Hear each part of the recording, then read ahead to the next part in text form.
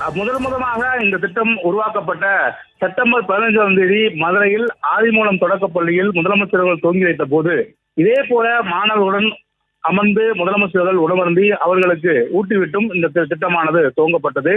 அதே அடிப்படைதான் தமிழ்நாடு அரசின் சார்பில் தற்போது நடைபெறக்கூடிய இந்த நிகழ்ச்சியிலும் முதலமைச்சர்கள் மாணவர்களோடு அமர்ந்து இந்த காலை உணவை அருந்தி அவர்களுக்கு உணவு ஊட்டிவிட்டு தொடர்ச்சியாக இந்த நிகழ்ச்சி தற்போது புனித சூசையப்பர் பள்ளியில் நடைபெற்று வருகிறது.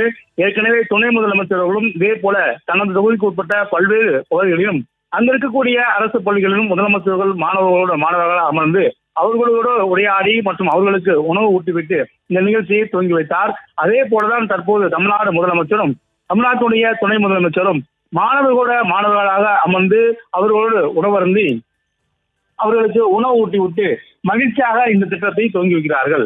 குறிப்பாக பள்ளி கல்வியில் இந்த திட்டமானது மிகுந்த வரவேற்பையும் பல்வேறு சிரமங்களுக்கு மத்தியிலும் தமிழ்நாடு அரசின் திட்டத்தை சிறப்பாக கொண்டு வருகிறது என்பது இந்தியாவில் இருக்கக்கூடிய எதிர்கட்சிகளே பாராட்டுக்குரிய ஒரு விஷயமாக இருக்கிறது. மேலும் பல்வேறு மாநிலத்தினுடைய முதலமைச்சர்கள் அந்த மாநிலத்தில் உள்ள அதிகாரிகளை நேரடியாக தமிழ்நாட்டுக்கு அனுப்பி இது தொடர்பாக திட்ட வரையறையும் தமிழக அதிகாரிகளிடம் கேட்டு பெற்றார் என்பது சிறப்புமிக்க ஒரு விஷயமாக இருக்கிறது. அதன்படிதான் தற்போது பல்வேறு கட்டங்களாக இந்த திட்டம் நடைமுறைப்படுத்தப்பட்டு தற்போது 5வது கட்டத்தை இழந்திருக்கிறது. நகர்ப்புறத்தில் இருக்கக்கூடிய அரசு உதவி பெறும் பள்ளிகளில் இந்த திட்டமானது தற்போது செயல்பட்டு வருகிறது. மேலும் இந்த திட்டத்தின் மூலமாக பல்வேறு குழந்தைகளுக்கு ஊட்டச்சத்து மிகாமலும் தமிழக அரசு பார்த்துக் கொள்கிறது.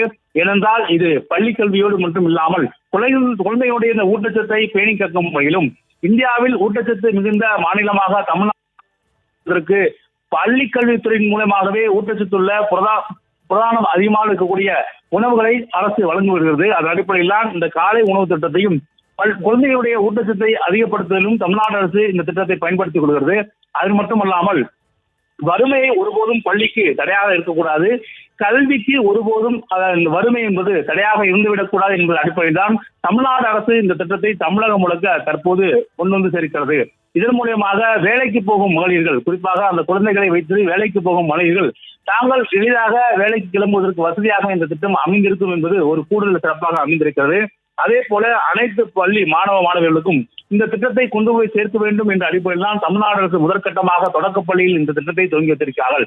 மேலும் கடந்த 2022 மே 7ஆம் தேதி 110 விதியின் கீழ் முதலமைச்சர் அவர்கள் சட்டப்பேரவையில் இந்த திட்டத்தை அறிவித்தார். தற்போது அது 5ஆம் கட்டமாக தற்போது நகர்ந்திருக்கிறது. இதன் மூலம் தொடர்ச்சியாக மேலும் 17,53,257 குழந்தைகள் இதுவரை இந்த திட்டத்தின் கீழ் பயன்பட்டிருக்கிறார்கள். கிட்டத்தட்ட கூடுதலாக இந்த நகர்ப்புறம் பள்ளிகளில் கூடுதலாக சேர்க்கப்படும் அடிப்படையில் கிட்டத்தட்ட 3,05,000 குழந்தைகள் தொடர்ச்சியாக இதில் பயன்பெறுவார்கள் என்று எதிர்பார்க்கப்படுகிறது.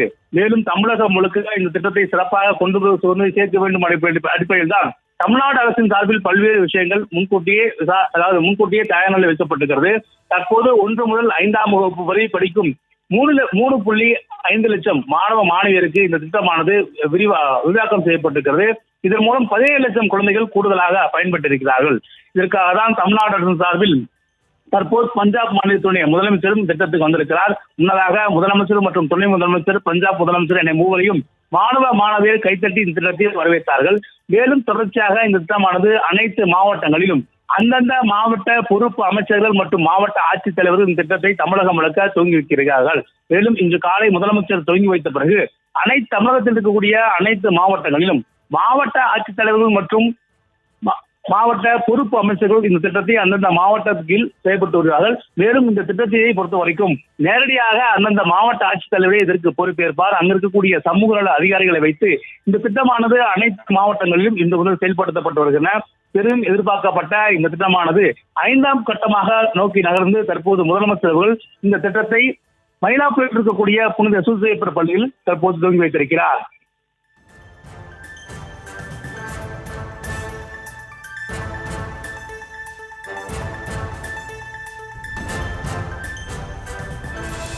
பாரி கார்த்திக், நீங்க சொன்னது போல இந்த திட்டம் 2022 செயல்படுத்தப்பட்டு 4 முறை விரிவாக்கம் செய்யப்பட்டு தற்போது 5வது முறை விரிவாக்கம் செய்யப்பட்டிருக்கிறது. என்னென்ன விஷயங்கள் விரிவாக்கம் செய்யப்பட்டிருக்கு, என்னென்ன மெனு கொடுக்கப்பட்டிருக்கிறது மாணவர்களுடைய இந்த காலை உணவு திட்டத்தில்? அதாவது இந்த திட்டத்தை பொறுத்த வரைக்கும் மாணவர்களுடைய உடல்நிலை கருதியும் ஏற்கனவே தமிழ்நாடு அரசு ஊட்டச்சத்து மிகுந்த தமிழக மாணவர்களை உருவாக்கவும் குழந்தைகளை உருவாக்கவும் பல்வேறு விஷயங்களை அங்கன்வாடி மூலியமாகவும் செயல்படுத்தப்பட்டு வருகிறது. அவர்களுக்கு வழங்கப்படும் முட்டை மற்றும் புரதச்சத்துள்ள சத்துமாவு உள்ளிட்ட பல்வேறு விஷயங்கள் நோய் எதிர்ப்பு சக்திக்காக மாணவர்களுக்கு வழங்கப்பட்ட நிலையில் தற்போது இந்த உணவிலும் கூட கிச்சடி, உப்மா உள்ளிட்ட உணவுப் பொருட்களும் அதே போல நிறைய காய்கறி நிறைந்த சாம்பார் உள்ளிட்டவைகளும் இந்த காலை உணவு திட்டத்தின் வழங்கப்படும் என்று தமிழக அரசால் அறிவுறுத்தப்பட்டிருக்கிறது. அதன் அடிப்படையில் தான் இந்த திட்டத்தை முதலமைச்சர்கள் துவங்கி வைத்திருக்கிறார். இது வெறும் உணவுக்கான திட்டமாக மட்டுமல்லாமல் மாணவர்களுடைய இந்த ஊட்டச்சத்து மிகுந்த மாநிலமாக தமிழ்நாடு மாணவர்கள் இருக்க வேண்டும் என்ற அடிப்படையில் கூட இந்த திட்டமானது செயல்படுத்தப்பட்டு வருகிறது. அதன் அடிப்படையில் தான் முதலமைச்சருடைய மிகப்பெரிய சாதனையாக இந்த திட்டம் கிட்டத்தட்ட 5வது கட்டத்தை நோக்கி நகர்ந்திருக்கிறது. கடந்த செப்டம்பர் 15ஆம் தேதி செப்டம்பர் 15ஆம் தேதி இந்த திட்டமானது துவங்கப்பட்டாலும் கூட தொடர்ச்சியாக இந்த திட்டம் அதாவது கிராமப்புற மாணவியர் மற்றும் பல்வேறு பள்ளி மாணவர்கள் தொடர்ந்து தற்போது நகர்ப்புற தனியார் அரசு உதவி பெறும் தனியார் பள்ளிகள் நோக்கி இந்த திட்டமானது வெகு சிறப்பாக 3,05,000 குழந்தைகளுடன் தற்போது கூடுதலாக இந்த திட்டம் நகர்ந்திருக்கிறது.